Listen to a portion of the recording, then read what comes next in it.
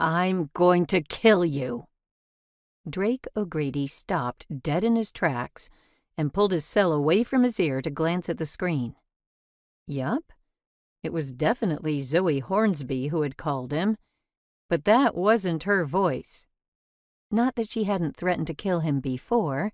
She was usually more subtle about it than coming right out with it, though. Feisty, opinionated, and with a spine of steel, she was just attractive and smart enough to be a pain in his ass. Wiping sweat from his brow with his forearm, he put the phone back to his ear and called her name. When she didn't respond, he sighed and glanced around, flustered. Always, always she flustered him. Her favorite hobby. Deep in a pocket of dense woods, he stood outside his cabin and caught his breath after a 3-mile run. All he wanted was a shower, a beer, and 2 hours of ESPN.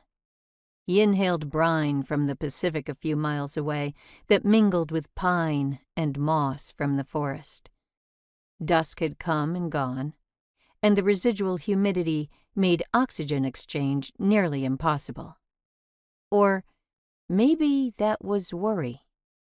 His heart tripped behind his ribs in the off chance Zoe didn't have things under control. It sounded like he was on speakerphone. Crashes and screams and glass shattering emitted through the earpiece, which meant Zoe's mom was having a rough night, and judging by Zoe's lack of response, she'd... Pocket dialed me again. Drake glanced at his faithful German shepherd Moses sitting by his feet, tongue lagging from their nightly run. If dogs could shrug, his just did. Though he and Zoe had been friendly since they were both in diapers, and they worked together at the animal clinic where she was a groomer and he a veterinarian, he hated to get involved. Zoe was fiercely independent, and she'd been handling her mother's early onset dementia diagnosis the past few years better than a saint. "Mama, please." Drake's gut clenched at the weary tone in Zoe's voice.